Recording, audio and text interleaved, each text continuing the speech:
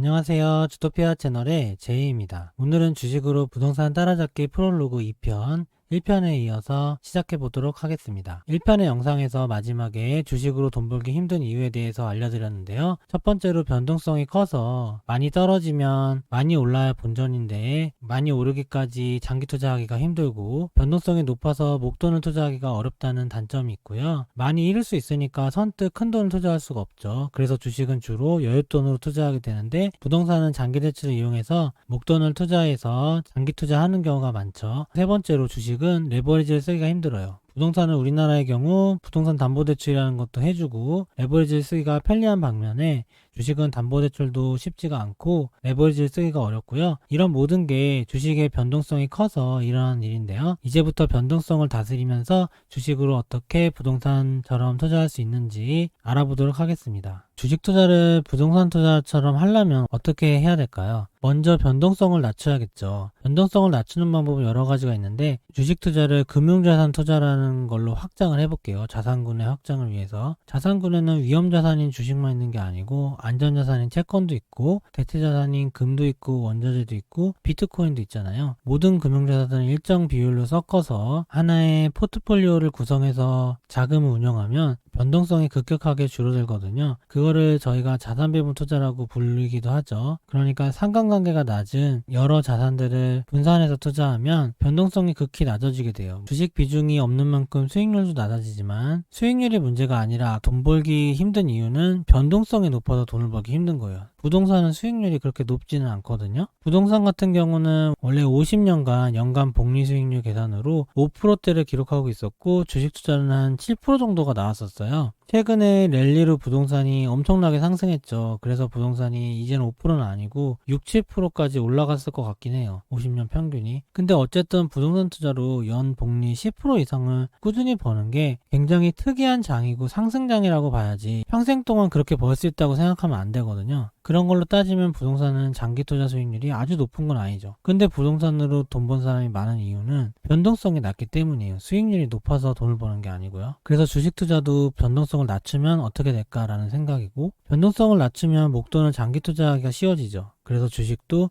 부동산처럼 목돈으로 투자할 수 있는 거예요. 주식 투자로 30%가 마이너스 날 수도 있다고 했죠. 근데 포트폴리오를 자산 배분으로 꾸리면 변동성이 줄어들어서 최대로 하락하는 거를 MDD라고 하고 리스크라고도 표현을 하는데, MDD와 리스크가 자산 배분 투자를 하게 되면 변동성이 낮아져서 줄어들게 되고, 최대 손실폭이 아까는 30%까지 갔다 하면 10%로 바뀌었다고 생각을 해볼게요. 그러면 부동산보다는 조금 높긴 하지만 일반적인 주식 투자보다는 많이 낮기 때문에 목돈을 투자해도 안정적인 투자를 할 수 있죠. 변동성을 낮춰서 투자 수익률은 낮아지지만 수익이 날 확률을 높이고, 또 목돈을 장기 투자해서 부동산 투자처럼 수익금을 늘리면 어떨까라는 생각이에요. 레버리지를 활용하는 것도 좋다고 생각을 하는데, 부동산처럼 담보대출을 따로 끌어쓰긴 힘들죠. 근데 어쨌든 여러 가지 저금리 장기 대출이 있을 거 아니에요. 그런 장기 대출을 활용해서 레버리지를 쓰고, 그래서 목돈을 크게 불려서 변동성을 낮춘 자산 배분 투자를 하면 부동산처럼 수익이 날 확률도 높고 캐피탈 게인도 많이 얻을 수 있을 거라고 생각을 해보는 거고요. 주식 투자와 부동산 투자의 비교를 한번 해볼게요. 앞으로 투자 일지를 쓸 예정인데 저의 주식 투자 일지를 쓸 거고요. 부동산 투자와 비교를 해보는 시간을 가질 거거든요. 제 주식 투자의 수익률을 어떻게 계산할지를 한번 생각해 볼게요. 주식 투자 수익률은 저는 미래에셋 증권을 쓰는데, 증권사 홈페이지에서 월별로 이런 식으로 조회 기간으로 수익률이 나오거든요. 수익률은 저 같은 경우는 적립식 투자를 하기 때문에 여기 보면 2019년 1월 1일서부터 2020년 12월 30일이라 써 있는데, 2019년 1월 1일에는 투자 수익금이 3,800만 원이었던 거예요. 그리고 지금 2020년 12월 31일에는 9,600만 원이 있죠. 요거는 제 장기 투자 계좌와 개인연금 계좌를 합친 셀프연금 계좌를 스크린샷을 찍은 거거든요. 적립식 투자라서 원금이 많이 바뀌지만 투자 원금 보시면 5,900만 원으로 돼 있죠. 여기 시간평장 기준이라고 투자금이 시간 단위로 바뀌잖아요. 그걸 평균을 내서 평균 투자 원금을 계산하는 거라서 거기다가 투자 손익을 나누면 투자 수익률이 나오는데, 시간 평장 기준 투자 수익률이라 하고, 그러니까 평균 투자 원금은 6천만 원 투자한 거고 평균 투자 수익률은 20%가 수익이 나서 투자 손익은 1100이 났다는 거죠. 추가 불입금이 작아질수록 결국에는 그냥 일반적으로 생각하는 수익률 계산이랑 비슷해지는 거죠. 시간평장 기준 수익률을 사용할 거고 적립식으로 원금을 불입하기 때문에 적립식 투자 수익률을 활용할 거예요. 적금 이자 계산과 같은 방식이고 실전 투자 계좌 그대로 개인연금과 장기투자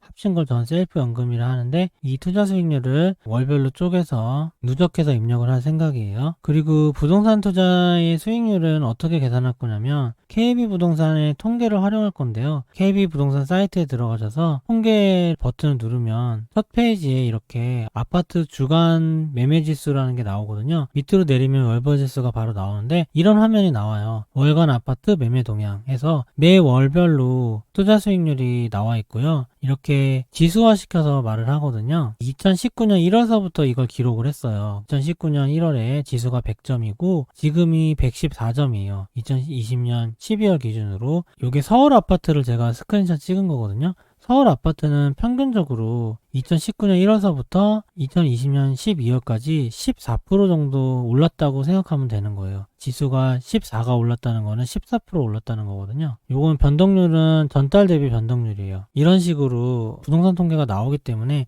제가 생각했을 때는 KB부동산 통계가 가장 실거래 통계랑 그래도 비슷한 통계라 생각하거든요. 그래서 이런 아파트 매매지수 활용할 거고 KB아파트 월별 매매지수는 2019년 1월부터 신설이 됐었고 앞으로 투자 수익률을 비교하는 거는 2021년 1월 달부터 비교를 해볼 생각이고 근데 아파트도 지역별로 다 다르잖아요. 어떤 거를 대상으로 할까 고민을 했는데 주식 투자하면 아무래도 미국 주식, 중국 주식이 생각나잖아요. 그런 것처럼 부동산 투자도 서울이나 서울 강남을 기준으로 해보려 했어요. 그래서 부동산도 서울 전체나 서울 강남구처럼 대표적인 걸로 비교를 해보려고 하고요. 따로 그래프를 만들어 봤는데 아까 보신 KB 월별 아파트 매매 지수를 2019년 1월서부터 했다고 그랬죠. 여기 100포인트로 잡고 쭉 다시 옮겨 적었어요. 그래서 보라색이 서울 아파트의 지수고요. 처음엔 100으로 시작해서 지금 116이죠. 그리고 서울 강남 아파트는 2019년 1월 달에 100이었는데 현재 114.2. 최근에는 강남의 상승률이 좀 적고 서울 전체가 상승률이 높아요. 그리고 저의 포트폴리오는 셀프 연금을 기준으로 할 건데 제가 영상에서 여러 번 올려드렸지만 제 셀프 연금은 개인 연금 계좌와 장기 투자 계좌로 나눠져 있다고 했죠. 둘 다 투자 기간은 비슷한데 개인 연금 계좌는 비과세 계좌에서 하는 거고 장기 투자 계좌는 일반 계좌에서 제가 따로 투자하는 거거든요. 요거를 합산한 게 셀프 연금이라고 제가 은퇴 후에 찾았을 금융자산을 부르고 있는 건데 2019년에는 12.2%의 수익률이 났었거든요. 그리고 2020년에는 7.7%의 수익이 났어요. 그래서 2019년과 20년으로 2년으로 환산하면 19.98%의 수익률이 저는 났었거든요. 장기 투자가 좀 더 수익률이 높은데 왜냐면은 개인연금 계좌가 투자할 수 있는 자산이 한정이 돼 있어서 수익률이 좀 낮아요. 특히 장기 미국채를 할 수 없어서 수익률이 낮았는데 장기 투자 자금만 따로 떼서 보면 이렇게 빨간색이 표시되어 있는데 가장 수익률이 높죠. 가장 높았을 때가 2020년 7월 정도가 피크를 찍었어요. 이때 127포인트까지 올라갔다가 다시 3개월 하락장에서 많이 떨어졌다가 반등을 해서 지금은 117.6포인트로 4가지 자산 중에서 가장 수익률은 높은데 거의 비슷비슷하죠. 근데 이 지수의 기준이 좀 다른데요. KB부동산 지수가 2019년 1월 31일까지의 기록에서 100점이라고 봤기 때문에 제 요 투자 수익률은 2019년에 12.2%가 나타났잖아요. 근데 이건 1월 초부터의 기록이 다 합산된 거고 KB부동산 기록은 거의 1월 말부터니까 2월 달부터의 기록이라 봐도 될 것 같아요. 그거를 제가 넣다 보니까 실제로는 제 주식 투자 수익률이 좀 줄어들었어요. 왜냐면 2019년 1월 달에 수익률이 높았더라고요. 그 1월 달에만 한 달 동안 수익률이 7%예요. 그때 좀 안 좋았었거든요, 분위기가. 근데 저는 미국 장기채가 많아서 높았었나 봐요. 그러면은 저는 107에서 시작을 해야 되는데 그럼 보기가 좀 그러니까 그냥 KB랑 맞춰서 그 7%를 전 버렸어요. 그래서 100에서 똑같이 시작해서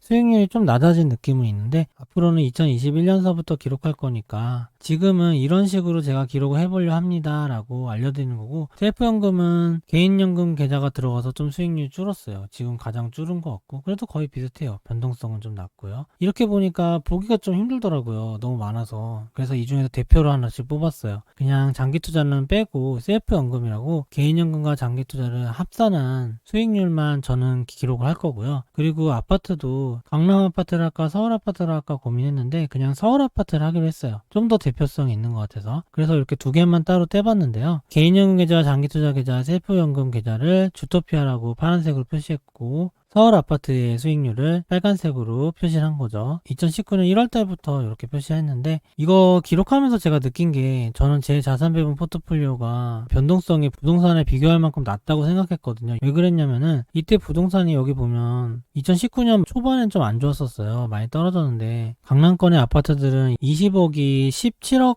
8억까지도 떨어졌으니까 거의 10% 이상이 하락한 적이 일반적이었단 말이죠. 근데 부동산 지수에서는 그게 안 나오고 뭐 0.1%나 이렇게 정말 낮게 나오더라고요. 이게 부동산 지수의 특징이 그런 것 같고, 부동산 전체를 다 합친 게 그렇게 나오는 거잖아요. 근데 주식도 마찬가지예요. 주식도 애플과 테슬라 그리고 시젠 이런 걸 보세요. 정말 변동성이 크죠. 근데 실제 지수는 그렇지 않잖아요. 그런 차이라고 보면 될 것 같아요.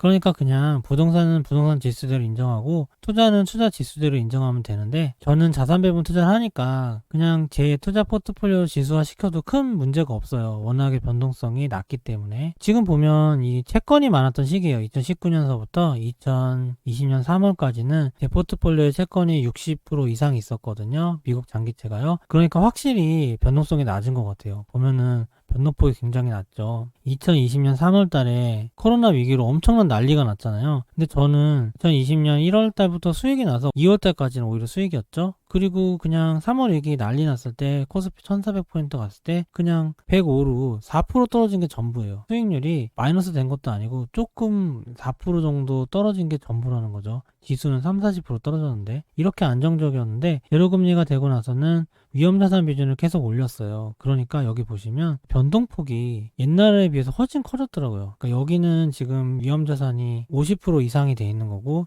이쪽엔 위험자산이 30%에서 40% 정도였을 텐데 확실히 위험자산 비중이 높아지니까 지금 이 진폭이 커지고 있어요. 그래서 제가 이때 굉장히 아팠었거든요.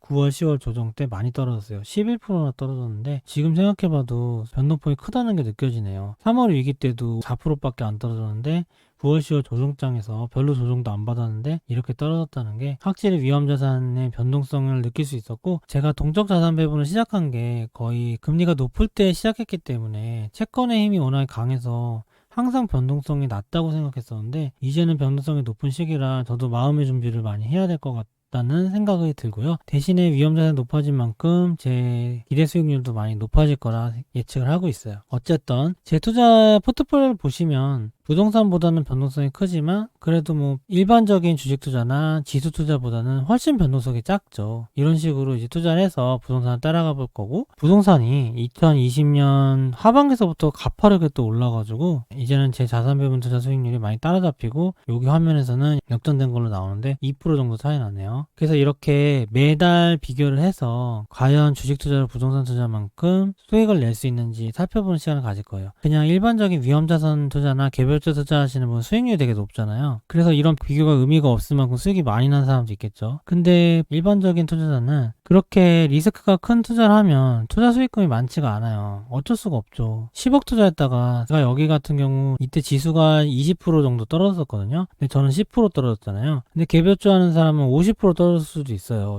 근데 10억에 50%를 떨어졌다 생각해보세요. 정말 생각도 하기 싫죠. 위험자산 위주의 투자나 주식 투자만 하면 부동산 지수보다 훨씬 높은 수익률을 내는 게 어려운 일은 아니겠지만, 저는 자산 배분 투자를 하니까 수익금이 목돈으로 투자하고 있죠. 지금 이 그래프에 투자하는 금액은 1억이지만 제 전체 계좌가 공개해서 투자하고 있는 게 5억 7천이죠. 그리고 비공개 투자하는 게 한 2억 정도 되니까 7억 7천 정도를 지금 주식 투자를 자산 배분을 하고 있거든요. 부동산 투자보다는 많이 못 하겠더라고요. 레버리지가 안 나와서 주식 투자는 담보대출 안 되기 때문에 현재로서는 제가 할 수 있는 투자를 최대한 끌어낸 게 뭐 7, 8억 정도 되는데, 어쨌든 7, 8억이라는 돈이 부동산이랑 비슷할 수도 있죠. 부동산도 10억 이하의 아파트도 있으니까. 현재 평균이 10억이긴 하죠, 서울이. 그러니까 뭐 얼추 비슷하잖아요. 아주 뭐 10분의 1 이런 건 아니니까, 제 투자 자금이. 만약에 7억짜리 부동산 산 사람이 5천만 원에 올랐어요, 집값이. 근데 저도 7억으로 주식을 했는데 5천이 오르면 똑같은 거잖아요.